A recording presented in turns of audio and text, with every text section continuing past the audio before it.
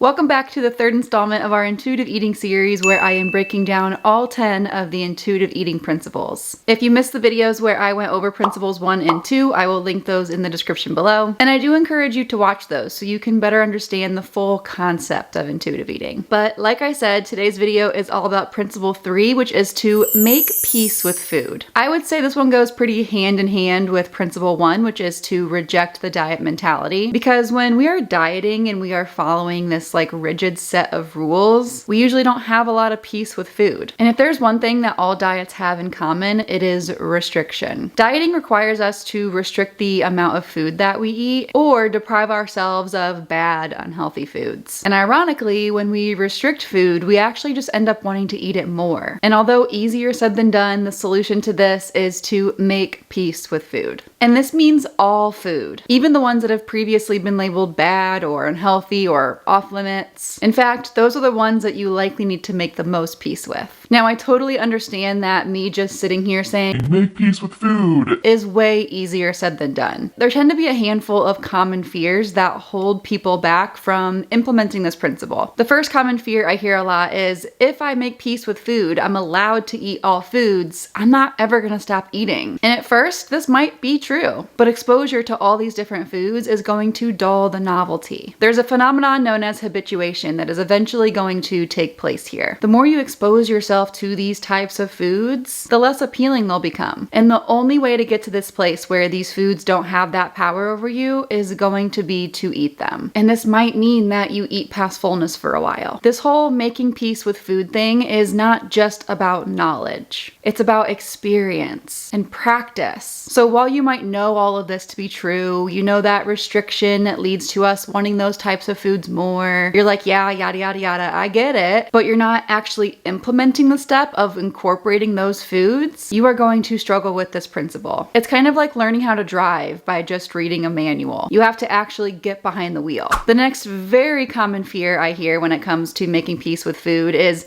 if I allow all foods, I am just going to eat unhealthy foods all the time. This has got to be one of the most common misunderstandings about this principle and intuitive eating as a whole. But contrary to popular belief, intuitive eating is not just about eating pizza and cake and donuts and ice cream all the time. Although it is one huge benefit that now we get to incorporate those foods guilt-free. While I usually don't encourage nutrition to be like the main focus at the beginning of your intuitive eating journey, because it can just turn into a whole other diet if you're focused on only eating healthy foods. Over time, with practice, your intuition really will drive you to eat those more nutritious foods. I know it sounds crazy. You might be like, there is never going to be a time where I crave eating a vegetable. But think about it. How good is it really going to feel to just eat cookies and pizza and cake all the time? Chances are, once you actually make peace with food and everything is kind of neutral, you'll be able to find a balance where you are eating nutrient-dense foods and fun foods on a regular basis too. And I want to make a note here too that every day is going to look a little bit different. You will have days where it's a lot more of the fast food, the pizza, the cake, the ice cream, the sweets. And there might be plenty of days too where you do eat plenty of nutrient-dense foods and not a whole lot of the other types of foods. Every single day is going to look different, and what is going to happen as you implement this principle as well as the others is it will become more of a natural process. You will trust your body to kind of guide you of which foods to actually be choosing. All right, the next common statement I hear when it comes to making peace with food is someone saying, I've tried this before. I have tried making peace with food and it just doesn't work for me. And when someone says this, I like to always ask this question. Did you give yourself true permission or was it just pseudo permission? Maybe you have allowed yourself to eat certain foods, but you still ended up eating past fullness when you were exposed to them. This is likely because you did not give yourself unconditional permission to eat those foods. Pseudo permission might look like, yeah, I will allow myself to eat this cake as long as I do an extra workout tomorrow. Or maybe like as you are eating the cheeseburger, you're like, oh my gosh, I really should not be eating this. Or perhaps it's like, okay, I've been really good today. I'm just going to eat this cookie and then I will get back on my diet tomorrow. Do you see the difference between that versus I'm just gonna eat this cookie? No strings attached. So not only do you need to give yourself that physical permission to actually eat it, like I said, we need to get our toes wet and actually practice this principle, but you also need to give yourself that mental, emotional permission too, where you're not guilt tripping yourself the entire time. And the last common holdup that I hear when it comes to making peace with food is,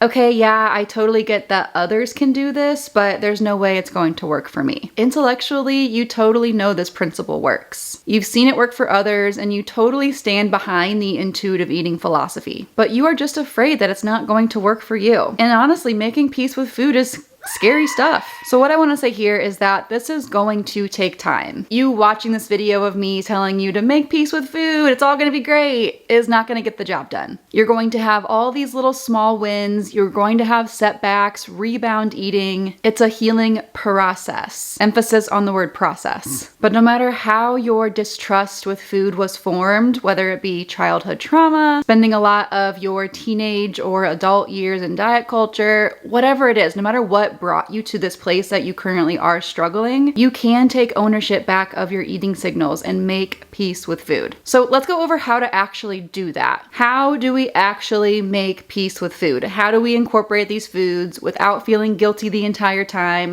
How the heck do we do this? Okay, I've got 4 steps for you. Step 1 is to make a list of your fear foods. Make an actual list, write it down. Whether it's in your phone notes or on a piece of paper, in a journal, whatever, just write it down somewhere. And it might help to categorize these foods based on how challenging they are for you. Maybe you have a category of very challenging, somewhat challenging, and just a little bit challenging. This is gonna help you when it comes to step 2. Step 2 is when you are going to plan how and when you are going to incorporate these fear foods. I strongly encourage that when you are making this plan, do just try to incorporate one of these fear foods at a time and make an actual plan of what that eating experience is going to look like. Ask yourself not only what food are you planning to have, but also how much of it are you planning to have? When are you going to eat this food? Where are you going to be? Will you be at home? Will you be with friends? Will you be at work, at school? Who will you be with? Will you be alone? Will you be surrounded by others? Depending on the food, it might make a difference on what decisions you make here. And that brings us to step 3, which is when you are actually going to try this out. You're actually going to eat the food. Now, one very important thing here before you actually eat the food. Make sure that you are adequately nourished, you're well rested, you're in a pleasant mood. If you go into this eating experience overly hungry or you're feeling super stressed out, all of that is going to override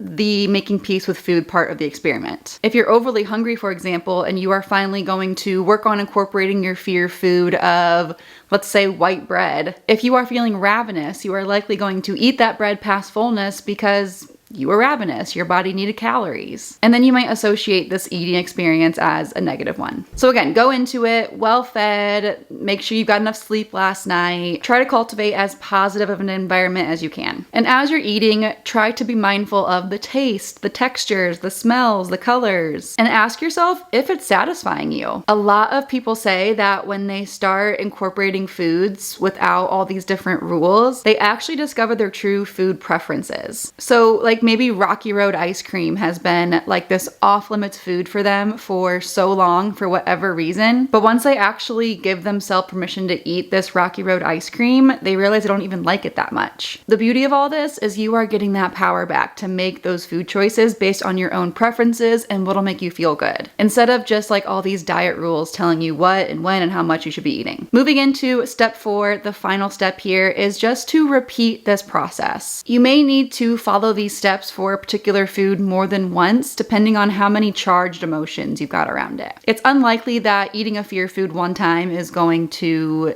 make it no longer a fear food. And that's okay, we get to practice. Remember the car analogy I gave earlier? It's unlikely that your first time behind the wheel is going to be the time that you master it. You gotta spend time practicing, doing it in different environments. It's gonna take time to get to a place where you finally feel comfortable with it. Give yourself tons of self-compassion, tons of grace, and remember there is no such thing as doing this perfectly. So those are our 4 steps on how to make peace with food. We actually practice this together periodically inside my intuitive eating membership, the Nutrition Reboot, and members get access to tons of different like worksheets and journaling resources to help them on this journey. So if you're having a hard time doing this on your own, we would love to see you in the membership and provide you with more support and guidance and cheer you on during this journey. I'll leave a link below if you want to learn more about becoming a member. Thank you guys so much for liking this video, and make sure you subscribe so you know when I post part 4 of this intuitive eating series. You guys are amazing. Go eat some delicious food today. I am so proud of you.